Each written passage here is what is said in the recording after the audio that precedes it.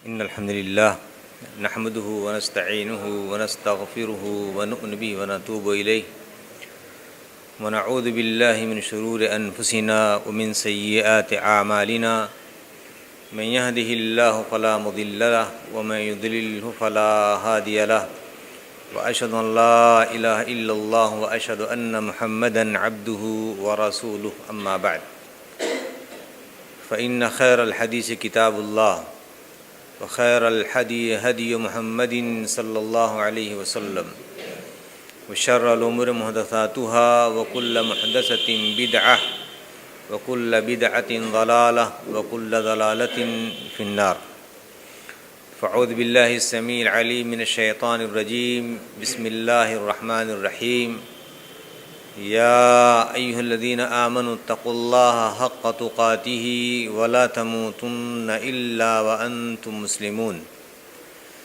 يا أيها الناس اتقوا ربكم الذي خلقكم من نفس واحدة وخلق منها زوجها وبث منهما رجالا كثيرا ونساء واتقوا الله الذي تساءلون به والأرحام إن الله كان عليكم رقيبا يا أيها الذين آمنوا اتقوا الله وقولوا قولا سديدا يصلح لكم أعمالكم ويغفر لكم ذنوبكم ومن يطع الله ورسوله فقد فاز فوزا عظيما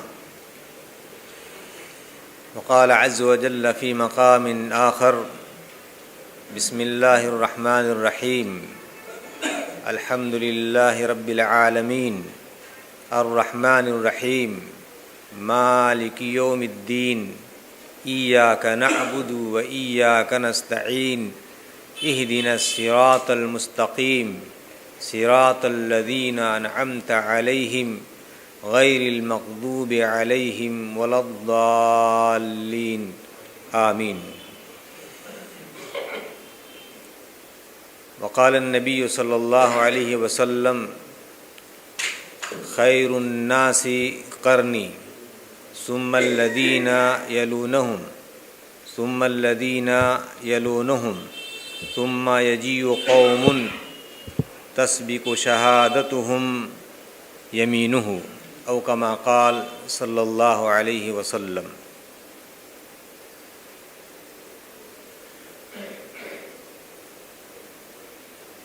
تمام تعریف اللہ رب العزت کے لیے ہے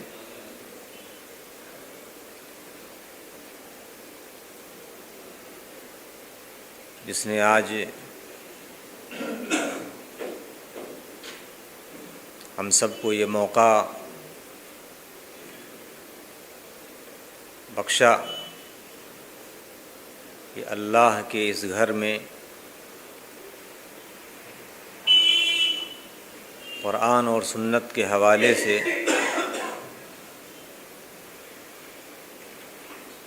وہ باتیں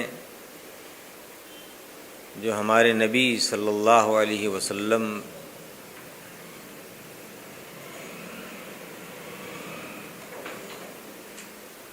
ہمارے حوالے کر گئے تھے،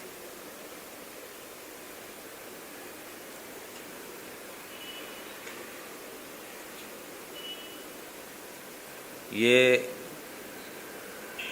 میرے لیے سب سے پہلے خوش نصیبی کی بات ہے، اور آپ تمام حضرات کے لیے بھی جو آج اس محاضرہ علمیہ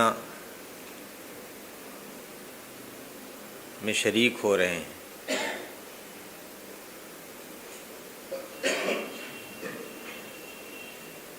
یہ ہم تمامی حضرات کو بخوبی معلوم ہے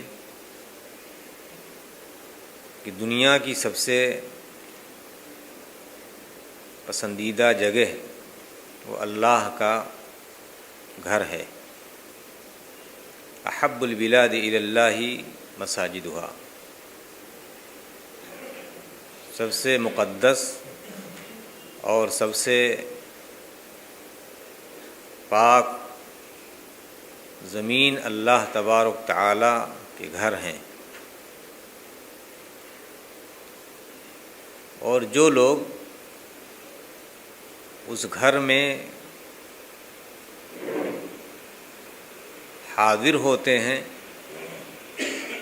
وہ لوگ بھی مقدس ہی ہوتے ہیں، اور ایسے لوگوں کے لیے اللہ تبارک تعالیٰ کے ہاں بہت انعام اور ان کے لیے بہت اکرام ہے۔ نبی پاک صلی اللہ علیہ وسلم کی حدیث ہے، مجتمع قوم فی بیت من بیوت اللہ یتلون کتاب اللہ ویتدارسونہ الا نزلت علیہم السکینہ وغشیتہم الرحمہ وحفتہم الملائکہ وذکرہم اللہ فی من عندہ۔ جب بھی کوئی قوم اللہ تبارک تعالیٰ کے گھروں میں سے کسی گھر میں یعنی مسجدوں میں جب کوئی قوم جمع ہوتی ہے، یتلون کتاب اللہ، اللہ کے کلام کی تلاوت ہوتی ہے، وَيَتَدَارَسُونَهُ اور اس کا مدارسہ ہوتا ہے۔ تلاوت کلام پاک معروف لفظ ہے، اور ہم تمام لوگ اس چیز سے واقف ہیں کہ قرآن یہ وحی الہی ہے، اسے وحی مطلوع کہا جاتا ہے، جس کے ہر حرف پر اللہ تبارک تعالیٰ نے ایک نیکی اور وہ ایک نیکی 10 نیکیوں کے برابر ہوتی، اور اللہ تبارک تعالیٰ بندے کے اخلاص کی بنیاد پر اس میں اضافہ در اضافہ کرتا ہے۔ تو تلاوت آیات اللہ تبارک تعالیٰ کی کتاب کا بہت ہی اجر اور ثواب کا باعث ہے۔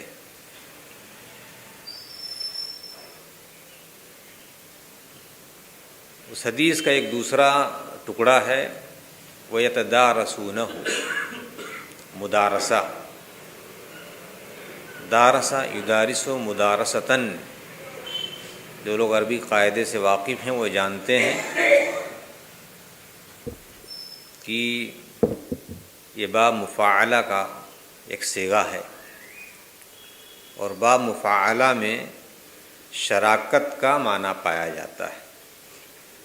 میں اکیلے درس نہیں دے سکتا، اس کے لیے لوگ ہوتے ہیں۔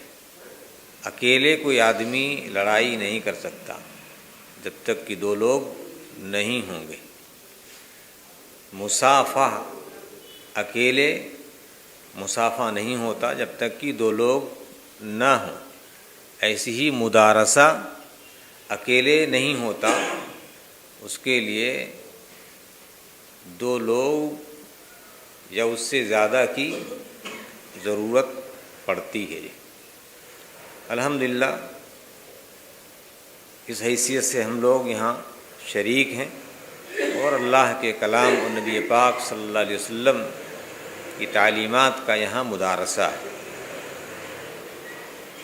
تلاوت آیات کی فضیلت، پھر اس درس میں شراکت جو اجر و ثواب کا مستحق اور اس پر اللہ کا جو انعام ہے، وہ 4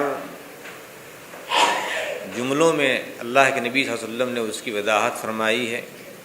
الا نزلت علیہم السکینہ،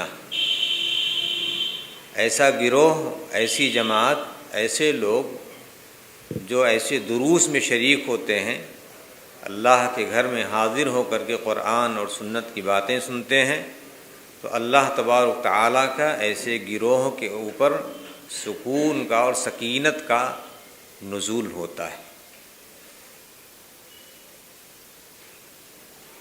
اگر ہم اس کی تشریح کریں کہ یہ سکون یا یہ سکینت یہ کیا چیز ہے، تو یہ انسان صرف مختصراً یوں سمجھ لے کہ انسان اس وقت یہاں اللہ کے گھر میں بیٹھا ہوا ہے، بھلے ہی اس کے پاس بہت سارے مشاغل ہوں، بہت سارے ایسی چیزوں ہیں جو اس کی زندگی کے ساتھ لگی ہوئی ہوں، یا وہ گھر سے جب انسان اس مجلس میں آ گیا تو اس وقت اب اس کو کسی چیز کی فکر نہیں ہے، وہ صرف اور صرف اس وقت اللہ کے گھر میں ہے اور اللہ تبارک تعالیٰ نے اسے مطمئن کر دیا ہے کہ اب وہ دوسری چیزوں کے بارے میں جو ہے وہ غور فکر نہیں کرتا، صرف جس عمل کے لیے آیا ہے اس عمل میں وہ آدمی مشغول ہے۔ یعنی اللہ اس کے دل کو تمام چیزوں سے سکون و اطمینان بخش دیتا ہے۔ نزلت علیہم السکینہ غشیتہم الرحمہ، ایسی جماعت پر اللہ تبارک تعالیٰ کی رحمت کا نزول ہوتا ہے۔ رحمت اس کے مقابل میں زحمت سمجھ لیں یا لعنت سمجھ لیں، یعنی لعنتی نہیں ہے اور وہ شخص کسی زحمت میں نہیں ہے، وہ اللہ کی رحمت میں داخل ہو جاتا ہے اور اللہ تبارک تعالیٰ اپنی رحمت میں اس کو شامل کر لیتے۔ جتنے بھی خیر کی چیزیں ہوتی ہیں اس وقت اس کے ساتھ جو بھی معاملہ ہوگا وہ خیر کا ہی معاملہ ہوگا، اس کا کوئی معاملہ شر کا نہیں ہوگا۔ وغشیتہم الرحمہ وحفتہم الملائکہ، ایسا گروہ جو اللہ کے گھر کے اندر شریک ہو رہا ہو، شریک درس ہو، ایسے لوگوں کے اوپر کائنات کی وہ معزز مخلوق جو صرف اللہ کی عبادت کے لیے پیدا کی گئی ہے اور انسان کی خدمت کے لیے، اللہ نے ایسے لوگوں کو آپ کی خدمت کے لیے لگا دیا ہے۔ وہ آپ کی خدمت پر اللہ نے ان کو معمور کر دیا۔ فرشتے اللہ کی نوری مخلوق، لیکن ایک مٹی سے پیدا ہوئے ذات کا اللہ نے ان کو خادم بنا دیا۔ وحفتہم الملائکہ، وہ لوگ آپ کے اوپر سایہ فغن ہیں، آپ کے سروں کے اوپر وہ منڈلا رہے ہیں، اور فرشتوں کا آنا یہ خیر اور مبارک بادی کا معنی ہوتا ہے، اور ایسی جگہوں پر جہاں فرشتے آتے ہیں ایسی جگہوں پر شیاطین اور نحوستیں وہاں سے دور ہو جاتی ہیں۔ اسی لیے اللہ کے نبی صلی اللہ علیہ وسلم کی حدیث ہے کہ جس گھر کے اندر تصویریں ہوں، جس گھر کے اندر کتے ہوں، ایسے گھروں کے اندر فرشتے داخل نہیں ہوتے ہیں۔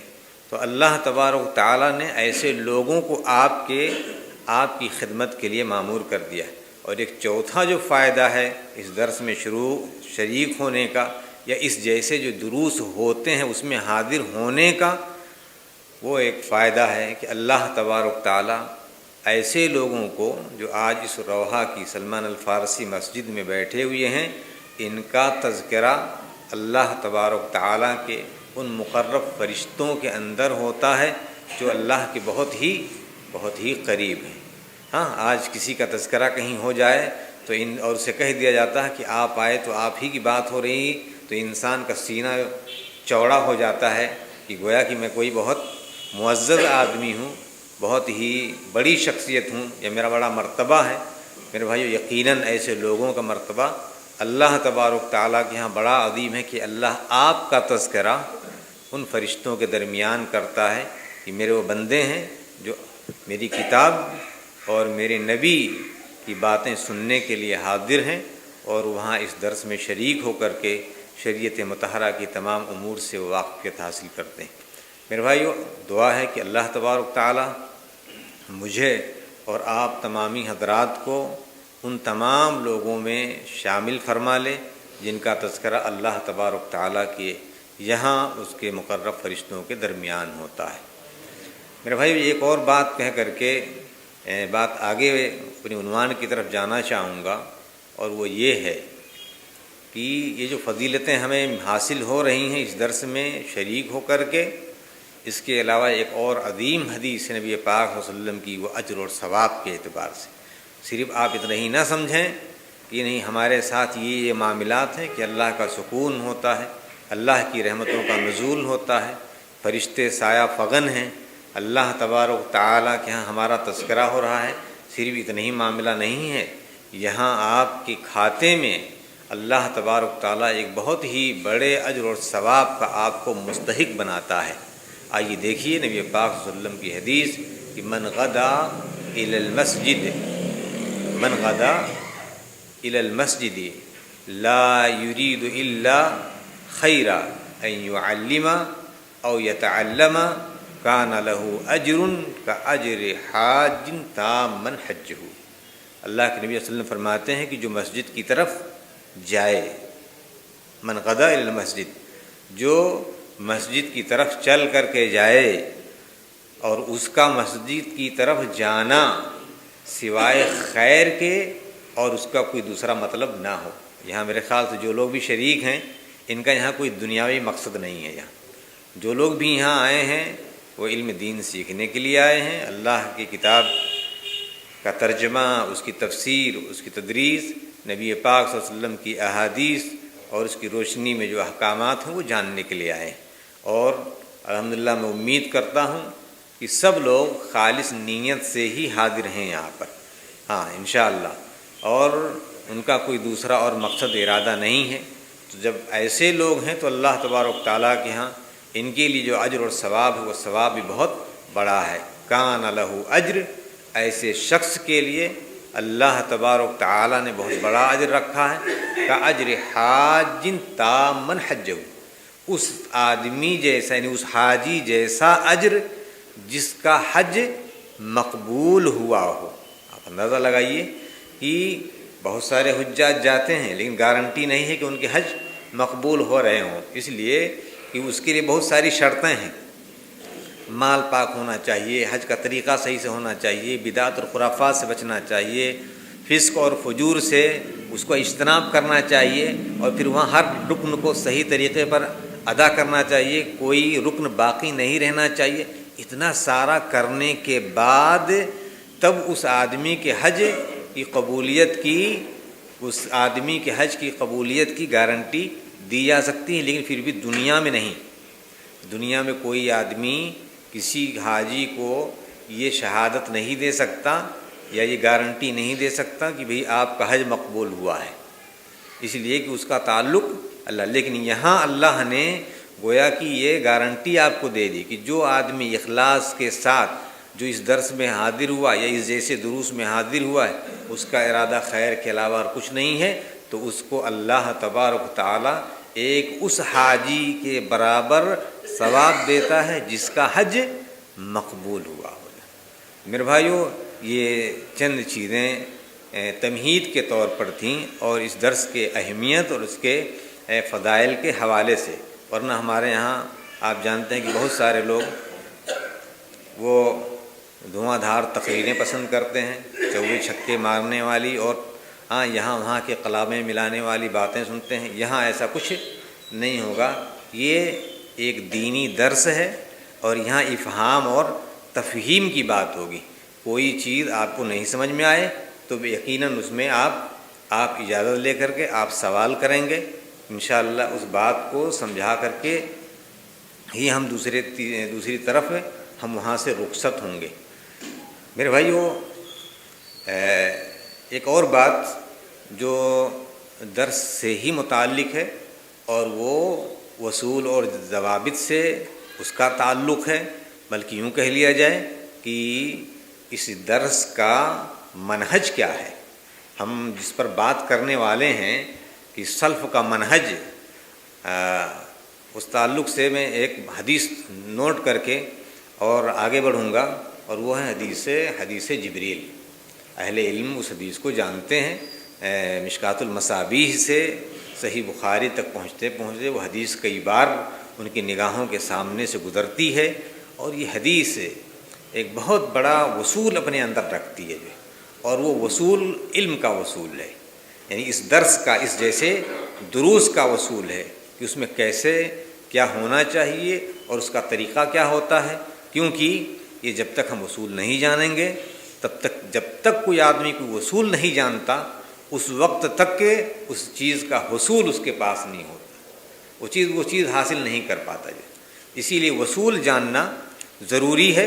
اگر آپ وصول نہیں جانیں گے تو آپ اپنے مقصد کے حصول میں ناکام ہوں گے، آپ راستہ نہیں پائیں گے. وصول جب تک آپ نہ پائیں، وہی طریق ہے، وہی منہج ہے، وہی سارے راستے ہیں جو صحیح مقصد تک اور صحیح ہدف تک آپ کو پہنچانے میں مددگار ہوتے. آئیے حدیث جبریل دیکھیے.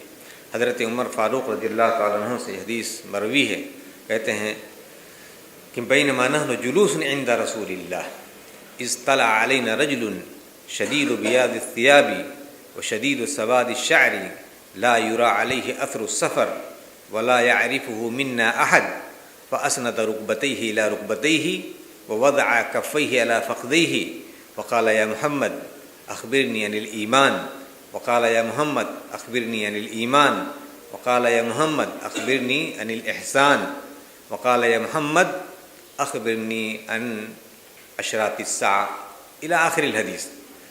یہ حدیث میں نے اختصار کے ساتھ پیش کی ہے، لمبی حدیث ہے۔ اس حدیث میں حضرت عمر فاروق رضی اللہ تعالیٰ عنہ فرماتے ہیں کہ ہم ایک مجلس میں بیٹھے تھے، اور یہ مجلس ایسی ہی مجلس تھی۔ ایسی مجلس سے مراد یعنی دینی مجلس تھی۔ صحابہ نبی کے پاس کسی اور مقصد سے حاضر نہیں ہوتے تھے، ان کا مقصد صرف اور صرف حصول علم ہوتا تھا، اس کے علاوہ کوئی دوسرا اور مقصد نہیں ہوتا۔ کہتے ہیں کہ ہم اللہ کے نبی صلی اللہ علیہ وسلم کے پاس بیٹھے ہوئے تھے۔ اطلع علینا رجل، یعنی اچانک ایک آدمی آیا، اس فجائیہ ہے کہ ایک آدمی اچانک آتا۔ اطلع علینا رجل شدید بیاض الثیاب، کہ اس کا کپڑا بہت سفید تھا، جو شدید سواد الشعر، اس کے بال بہت کالے تھے۔ لا یری علیہ اثر السفر، اس پر سفر کی کوئی تھکان اس پر نہیں نظر آ رہی تھی۔ کپڑے کا سفید ہونا یہ بھی بتاتا ہے کہ انسان گویا کہ تر و تازہ بھی وارد ہوا ہے۔ جو ہے بال کی سیاہی اس بات پر علامت کہ بال اس کے گرد و غبار آلود نہیں ہیں، جو ابھی فوراً غسل کر کے یا تیار ہو کر کے وہ آیا ہوا ہے۔ آگے فرماتے ہیں وَلَا يَعْرِفُهُ مِنَّا أَحَدٌ، کہ ہم میں سے اس شخص کو کوئی جانتا بھی نہیں کہ وہ کون آدمی۔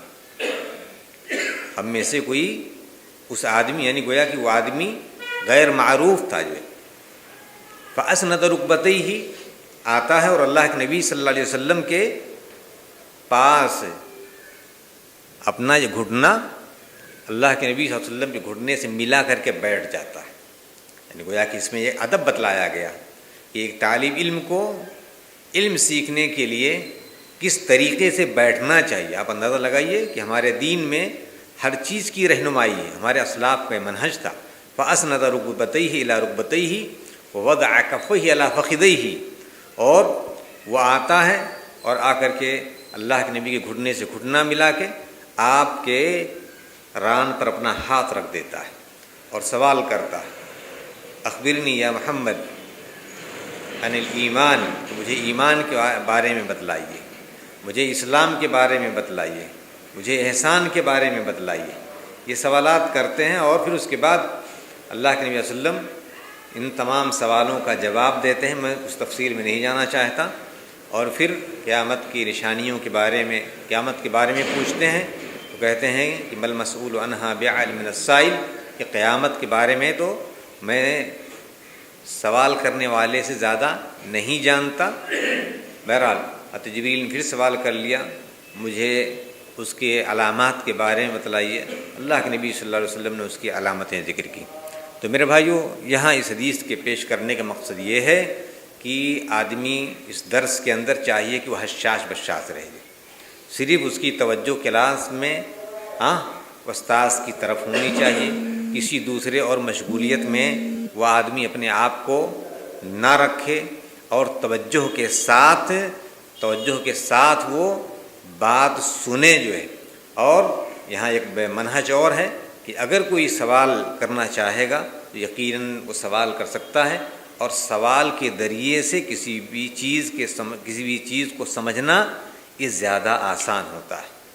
صرف سن لینا یہ صرف زیادہ فائدہ مند نہیں ہوتا۔ سننا اور پھر سمجھ جانا، اور نہیں سمجھنا تو اس کو سمجھنا، یہ آدمی کے لیے مفید اور فائدہ مند ہوتا ہے۔ میرے بھائیوں، یہ جو دروس علمیہ کا انعقاد ہے، آپ کے سامنے اس کا عنوان ہے کہ یہ منہج سلف نہیں، یہ منہج سلف نہیں۔ یہاں سوال یہ ہوتا ہے کہ پھر منہج سلف کیا ہے؟ اگر ہم یہ سمجھ جائیں کہ یہ سلف کا منہج ہے تو ہم یہ جان لیں گے کہ یہ سلف کا منہج نہیں ہے۔ اگر ہم یہ جان لیں کہ یہ سلف کا منہج ہے تو ہمیں یہ معلوم ہو جائے گا کہ یہ سلف کا منہج نہیں ہے۔ یعنی ایک چیز کا حصول گویا کہ دوسرے چیز کا حصول، ایک چیز حاصل ہو جائے تو دوسری چیز حاصل ہو جاتی ہے۔ اگر انسان کو حلال کا علم ہو جائے تو اسے یہ معلوم ہو جائے گا کہ حرام کیا ہے، اس کے علاوہ جو چیزیں ہیں وہ حرام ہیں۔ تو ایک چیز کے سمجھنے سے دوسری چیز کا سمجھنا لازم ہوتا ہے۔ منہج میرے بھائیوں، سب سے پہلے تو یہ جان لیں کہ اللہ تبارک تعالیٰ نے ہمیں جو دین دیا ہے یہ دین دنیاوی نہیں ہے، یہ دین انسانی نہیں ہے، یہ دین کسی فرشتے کا دین نہیں ہے، اور نہ ہی یہ دین کسی ولی صفت انسان کا دین ہے، یہ دین اللہ تبارک تعالیٰ کا دین ہے۔ ان الدین عند اللہ الاسلام، دین اسلام ہی اللہ تبارک تعالیٰ کا دین ہے۔ ومن یبتغی غیر الاسلام دینا فلن یقبل منہ، اور جو اس دین کے علاوہ کوئی دوسرا دین، اس کے علاوہ کوئی دوسرا دین اگر وہ خواہش رکھتا ہے، اگر چاہتا ہے تو اللہ تبارک تعالیٰ کو منظور نہیں ہے۔ یعنی گویا کہ اسلام کے علاوہ اللہ تبارک تعالیٰ کے ہاں کوئی دوسرا دین محبوب، پسندیدہ اور مقبول نہیں ہے۔ اگر کوئی دین ہے تو وہ دین اسلام ہے، یہ سمجھ لینا۔ یہ اسلام کیا ہے یہ بھی سمجھنا ہے۔ آج ہم میں سے یہ افسوسناک معاملہ ہے کہ ہم مسلمانوں کی حالت یہ ہے کہ اگر ہم سے غیر کوئی سوال کر لیتا ہے کہ اسلام کیا ہے تو ہم نہیں سمجھا پاتے، ہم نہیں بتلا پاتے اسلام کیا ہے۔ اور یہ چیز دعوت کے راستے میں یا دوسرے لوگوں کے یا اغیار کے دلوں کے اندر دین کے تعلق سے جو بدگمانیاں ڈال دی گئی ہیں، ان بدگمانیوں کو ہم زائل نہیں کر پاتے۔ یہ جو درس ہے اور جس کا جو عنوان ہے، اس کا بھی یہی مقصد ہے، یہی مقصد ہے کہ انسان سمجھے کہ دین کیا ہے۔ سلف کا منہج یہ کوئی ایسی چیز نہیں ہے کہ جو ہمارے اسلاف نے کچھ اپنے لیے، کچھ اپنی طرف سے کچھ ایجاد کیا ہے۔ اگر ہم یہ کہہ دیں کہ ہمارے سلف کا منہج وہی تھا جو اللہ تبارک تعالیٰ نے جس پر عمل کرنے کا انہیں مکلف بنایا تھا، کوئی ایسی چیز نہیں تھی کہ جو انہوں نے اپنی طرف سے کوئی چیز ایجاد کی ہے، ایسا آج باور کر رہے ہیں لوگ۔ آج ایسا لوگ باور کر رہے ہیں کہ یہ لوگ اپنے آپ کو سلفی کہتے ہیں، یا یہ اپنے آپ کو محمدی کہتے ہیں، تو اس کا معنی یہ ہے کہ یہ گویا کہ کسی انسان کی طرف سے کوئی ایجاد کردہ چیز ہے جس کو یہ فالو کرتے ہیں، جس کے مطابق یہ عمل کرتے ہیں۔ حالانکہ ایسا نہیں ہے۔ ہر وہ چیز جو ہمارے نبی سے جو ملی ہے، قرآن کی صورت میں، احادیث شریفہ کی روشنی میں، وہی تمام چیزیں منہج سلف ہیں، جو کوئی چیز دوسری نہیں ہے جو ہے۔ تو میرے بھائیو، اللہ تبارک تعالیٰ نے ہمیں جو دین دیا وہ دین اسلام ہے، اور اللہ نے اس دین پر قائم رہنے کے لیے ہمیشہ آپ کو ایک دعا دے دی ہے سورۃ الفاتحہ کی شکل میں، کہ روزمرہ انسان عام حالات میں تو نہ پڑھے لیکن اس کی نماز کا اسے حصہ بنا دیا ہے کہ تاکہ اس منہج سے وہ کبھی ادھر ادھر نہ ہو، یعنی اس دین سے وہ آدمی نہیں پھرے وہ۔ اسی لیے اہدنا الصراط المستقیم، اے اللہ تو ہمیں سیدھے راستے کی طرف رہنمائی فرما دے۔ صراط الذین انعمت علیہم، ان لوگوں کے راستے کی طرف جن پر تو نے انعام کیا ہے۔ صراط الذین انعمت علیہم غیر المغضوب علیہم ولا الضالین، ان لوگوں کے راستے کی طرف نہیں جو مغضوب ہیں جس پر تیرا غضب نازل ہوا ہے، اور نہ ہی ان لوگوں کے راستے کی طرف جو گمراہ ہیں، جو تیرے راستے سے بھٹکے ہوئے لوگ ہیں۔ جو مغضوب علیہ ہیں، مفسرین کرام کی صحیح تفاسیر اور ہمارے اسلاف کی تفاسیر کی روشنی میں یہود مراد ہیں، اور دال سے مراد نصارہ مراد ہیں۔ یہود مغضوب علیہ اس وجہ سے ہو گئے کہ انہیں علم تھا، لیکن اس علم پر انہوں نے عمل نہیں کیا، اور اپنے مقصد کے لیے اس علم کو استعمال کیا، کہیں تحریف کر دیا، کہیں تعطیل کر دیا، کہیں اس کے اندر رد و بدل کر دیا، اور کہیں تحریف کر دی۔ اس ذریعے سے وہ لوگ علم ہونے کے بعد اس علم کا جو استعمال تھا، وہ استعمال یا اس علم سے جو مقصد تھا یا اس کا جو مراد تھا، اس مراد سے وہ لوگ بھٹک گئے۔ تو انہوں نے عزیر کو جو ہے اللہ کا بیٹا کہہ ڈالا، جو ہے علم ہونے کے بعد گمراہ ہو گئے۔ اب ہمیں سلف کا منہج جاننا اس لیے ضروری ہے کہ کہیں ایسا نہ ہو کہ ہم بھی علم رکھتے ہوئے بھی اور کہیں ہم سیدھے دوسرے راستے، کہیں الگ راستے اور الگ ڈگر کے اوپر تو کہیں نہیں جا رہے ہیں۔ جیسے ان لوگوں نے بھی یہ سمجھا کہ ہم ہی جنت میں جانے والے لوگ ہیں، اللہ نے جنت ہمارے لیے ہی لکھ دی ہے، جو ہے تو انہوں نے اپنے مقصد کے لیے اس دین کو استعمال کیا، جو ہے اور اس کے اندر تحریف اور تعطیل کر کے اس دین کو انہوں نے مٹا ڈالا، اس کا ملیہ میٹ کر دیا، جو اور ایسی ہی ضال گمراہ قوم نصارہ کی، ان لوگوں نے، ان کے پاس بھی علم رہا، لیکن انہوں نے کیا کیا اس علم کے اندر حد سے تجاوز کر گئے، جو ہے حد سے تجاوز کر گئے۔ جب تجاوز کر گئے تو تجاوز میں یہاں تک پہنچ گئے کہ حضرت عیسیٰ علیہ السلام کو بھی اللہ کا بیٹا قرار دے دیا، جو اور اس کے علاوہ دوسری بدعقیدگیوں کے اندر وہ بھی مبتلا ہو گئے۔ تو دیکھیے، علم کا ہونا، کوئی آدمی یہ نہ سمجھ لے کہ نہیں اس علم کی بنیاد پر ہم تو خیر کے راستے پر لگے ہوئے ہیں، نہیں، منہج سمجھنا۔ اب نہ ادھر یہاں افراط اور تفریط کا معاملہ نہیں ہے، ہمارا جو دین ہے وہ دین وسط ہے۔ وَكَذَلِكَ جَعَلْنَاكُمْ أُمَّةً وَسَطًا لِتَكُونُوا شُهَدَاءَ عَلَى النَّاسِ۔ اللہ تبارک تعالیٰ نے تمہیں امت وسط بنایا ہے، جو میانہ روی، درمیانے راستے پر، افراط اور تفریط سے بچے ہوئے سیدھے راستے پر، سختیوں سے نکلتے ہوئے اور آسانیوں میں غوطہ نہ لگاتے ہوئے، دونوں طریقے درمیان میں چلنے کو، یہی ہمارے دین کا مزاج ہے۔ اس دین کا مزاج یہ ہے کہ آپ درمیانہ راستہ چلیں، امت وسط ہیں جو ہے، اور اسی امت وسط کو اللہ تبارک تعالیٰ نے خیر امت کا لقب عطا کر دیا کہ کنتم خیر امت اخرجت للناس تأمرون بالمعروف وتنہون عن المنکر وتؤمنون باللہ۔ تم ہی بہترین امت ہو، لوگوں کے لیے برپا کیے گئے، یعنی مقصد تمہارا یہ ہے کہ تم لوگوں کے لیے آئے ہو، جو لوگوں کے لیے آپ کو بھیجا گیا ہے، لتکونوا شہداء علی الناس، تاکہ تم لوگوں کے اوپر گواہ بنو۔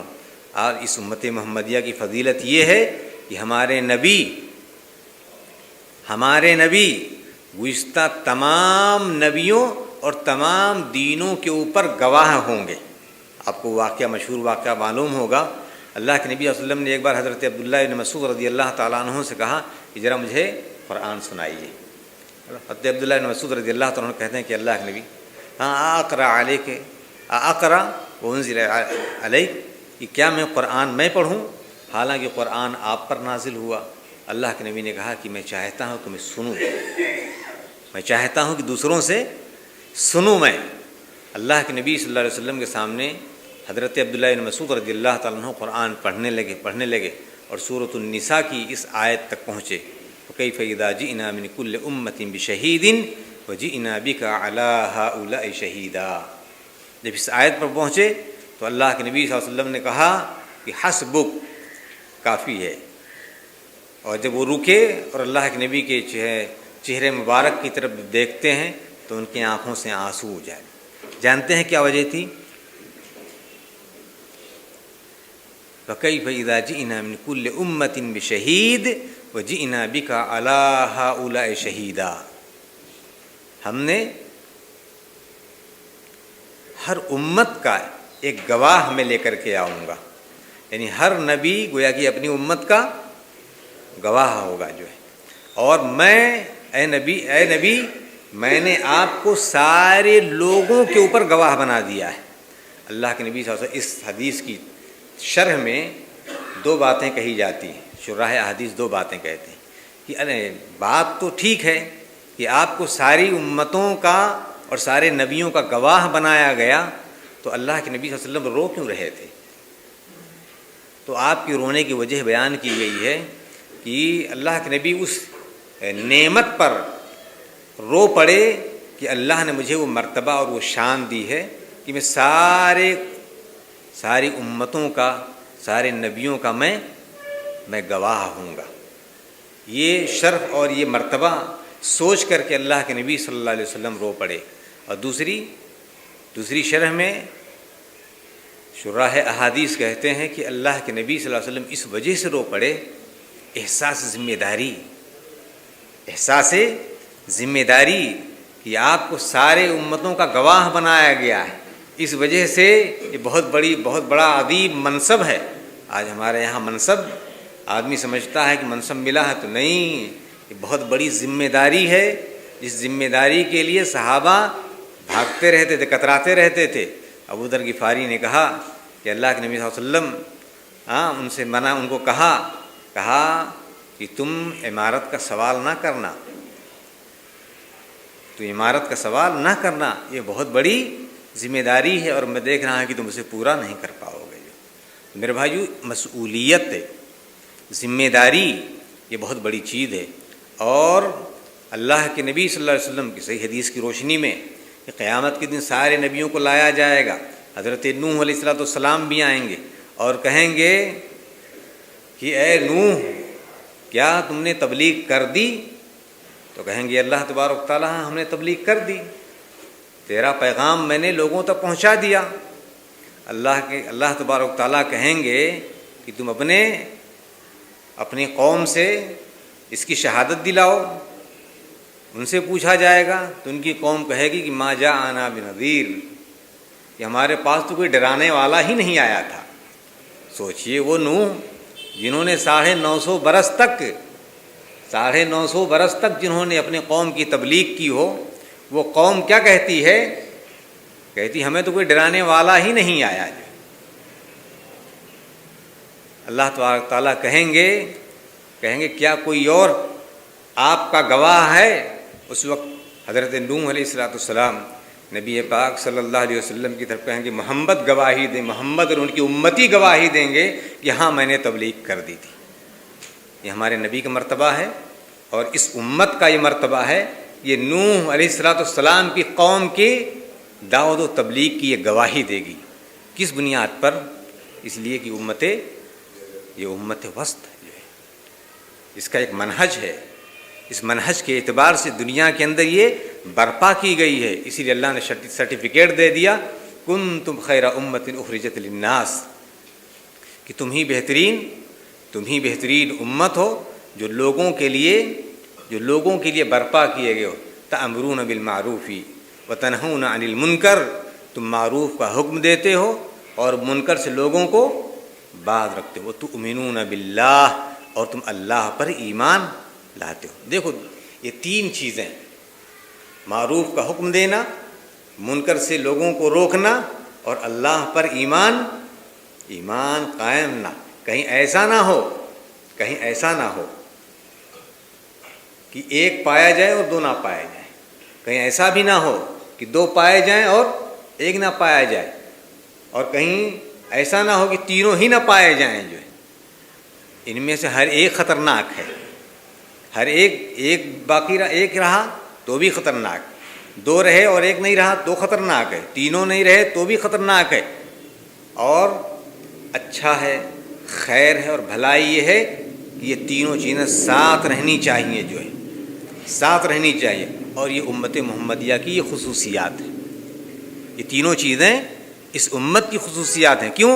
اس لیے خیر امت انہی کو کہا گیا، تأمرون بالمعروف وتنہون عن المنکر وتؤمنون باللہ، اور تم اللہ پر ایمان لاتے ہو۔ یہ تینوں صفات جب پائی جائیں تو آپ یہ سمجھ لیجئے کہ آپ راہ حق پر ہیں جو ہے۔